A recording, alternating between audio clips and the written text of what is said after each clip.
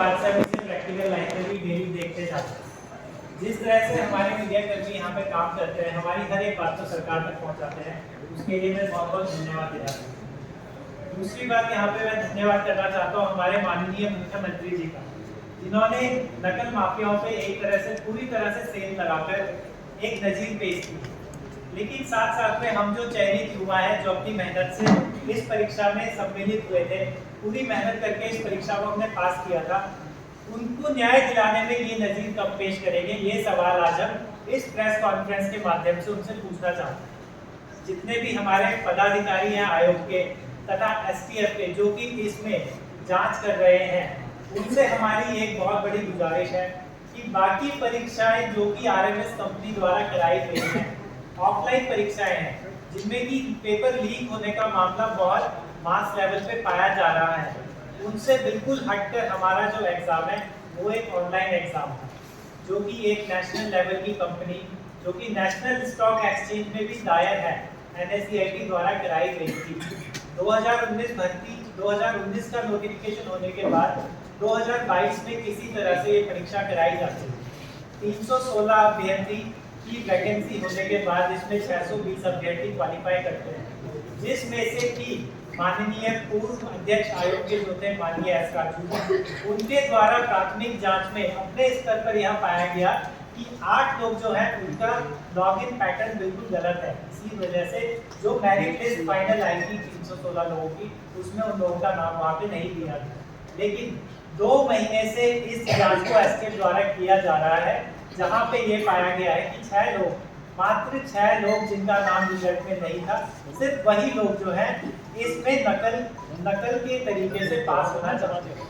उसके आगे अभी तक हमें इस कार्यवाही पे कोई भी इंफॉर्मेशन नहीं दी गई है कि कब कहाँ पे कौन सी कार्यवाही चल रही है, कितने बच्चे इसमें पकड़े जा रहे हैं।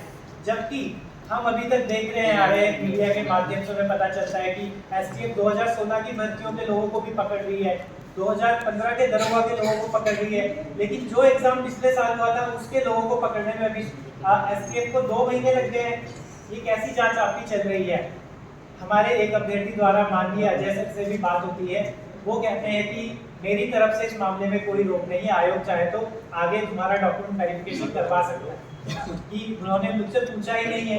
तो ये किस तरह का आपका कोऑर्डिनेशन चल रहा है आपस में? 3 लोगों की इसमें विशेष भूमिका आती है। पहला आती है सरकार की, जहां हम हर लोग, हर एक अभ्यर्थी गुहार लगाता है कि हमें न्याय दिया जाए। दूसरी आती है आयोग की, जो कि एक इंडिपेंडेंट बॉडी है, एग्जाम कंडक्ट करवाने में, उसका आखिरी प्रोसेस करवाने तक सिर्फ आयोग का ही हाथ होता है। तीसरा आता है इसमें एसटीएफ का काम, जो कि ये जांच कर रही है। लेकिन इन तीनों के बीच में थोड़ा सा भी हमें कहीं पे कोऑर्डिनेशन नजर नहीं आता। एसटीएफ बोलता है कि हमसे कोई पूछता नहीं है, आयोग में हम जाते हैं वो बोलते हैं कि हमें इस मामले की पूरी जानकारी नहीं है। लेकिन माननीय नए अध्यक्ष जो है सचिव जी हैं, वो एक हफ्ते के अंदर नोटिस निकाल देते हैं कि इन परीक्षाओं को मैं निरस्त करना चाहता हूँ। कल हम जुगरान जी का एक शॉर्ट इंटरव्यू सुन रहे थे, उसमें उन्होंने साफ सीधे कहा है कि पुरानी जो गलतियां की है पुराने पदाधिकारियों ने, उनको नए अधिकारी अपने हाथ में नहीं लेना चाहते।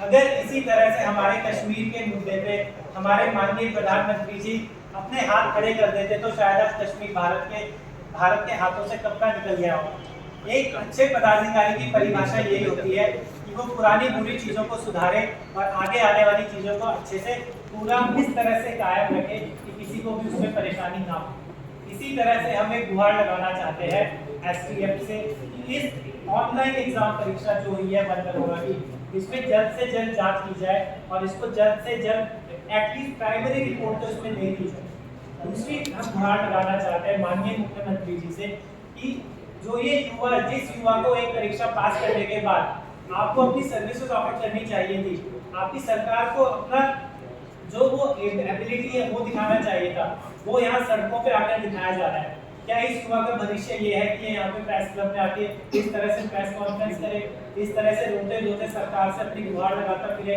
या परेड ग्राउंड में बैठे आईटी छात्रों की तरह इस धूप में, कड़ी धूप में घूमता फिरे अपने न्याय के लिए? एक जो परीक्षार्थी होता है उसका यही काम होता है, जो फॉर्म भरे, एग्जाम दे, उसका नाम रिजल्ट में आए, अपने परिवार से, अपने साथियों से, अपने शुभचिंतकों से उन खुशियों को बांटे और आगे अपनी नौकरी को अच्छे से करे। लेकिन यहाँ पे ये 5 वर्षीय योजना बन जाने के कारण ये सरकार हमें नौकरी देने की परीक्षा में अभी तो नहीं लग रही है। इसलिए हम एक ही गुहार सरकार से हर बार लगाते हैं, किसी ना किसी तरह से हम इसी फेर में उलझे हुए हैं कि कहीं हमारी परीक्षा रद्द ना हो। जबकि पुराने उच्च न्यायालय के माननीय उच्च न्यायालय के कितने भी आप डिसीजन उठा के देख लीजिए, ऑनलाइन एग्जाम में सेग्रीगेशन ही सबसे अच्छा तरीका होता है। अब कई लोग बात करते हैं कि 2016 में परीक्षाएं अगर पेपर लीक होता है तो रद्द हो जाएगा। 2016 और 2022 में कोई फर्क नजर नहीं आता है क्या? 2016 और 2022 के डिजिटल इंडिया में जमीन आसमान का अंतर है। आज डिजिटल इंडिया इतना आगे पहुंच चुका है कि हर एक चीज को बारीकी से गेहूं से उनको अलग किया जा सकता है। और ऑनलाइन एग्जाम के कई उदाहरण मैं आपके सामने रखना चाहता हूँ। CGL 2017 उठा के देख लीजिए, मात्र 15 दिनों में री एग्जाम उन सेक्टर्स में कराया गया जहां पर पेपर लीक का मामला सामने आया था। इससे पहले फॉरेस्ट गार्ड की परीक्षा इसी उत्तराखंड में हुई थी। 56 लोग ब्लूटूथ के माध्यम से नकल करने की कोशिश कर रहे थे, उनको भी अलग करके प्रोसेस को आगे बढ़ाया गया। UPSI में इसी साल कुछ अभ्यर्थी गलत तरीके से ऑनलाइन एग्जाम में परीक्षा को पास करने की कोशिश कर रहे थे, उनको भी अलग से सेग्रीगेट करके प्रोसेस को आगे बढ़ाया गया। तो हमारी सरकार को ये दिक्कत कहाँ पे आ रही है कि जो मेहनत से अपने छात्र निकले हैं उनका प्रोसेस आगे बढ़ा के बाकी की जांच आप करते रहिए साइड बाय साइड। और अगर फिर भी उन्हें हमारे ऊपर शक है कि इनमें से भी कोई परीक्षार्थी नकल करके अंदर आया होगा तो हमसे आप एफिडेविट लिखवा के साइन करवा लीजिए। अगर प्रोबेशन पीरियड 2 साल का होता है, आपको लगता है 3 साल तक जांच चल सकती है, तो आप प्रोबेशन पीरियड 3 साल का रख लीजिए। सारी टर्म्स एंड कंडीशंस आप रखिए उस एफिडेविट में। हम एक अभ्यर्थी उस एफिडेविट को साइन करके ज्वाइनिंग लेने के लिए तैयार है। उस एफिडेविट में अगर आप टर्म्स एंड कंडीशंस रखते हैं कि आपको फांसी पे लटकाया जाएगा, आपको जहर दिया जाएगा, आपको इच्छा मृत्यु की मांग करनी पड़ेगी, जो भी आपको टर्म्स एंड कंडीशंस रखनी है आप रख सकते हैं। हम एक चीज करने को तैयार है, लेकिन आप जल्द से जल्द हमें नियुक्ति दीजिए, किसी भी हाल में दीजिए। अन्यथा ये जो हमारा आंदोलन है ये बहुत ही शांतिपूर्वक चल रहा है।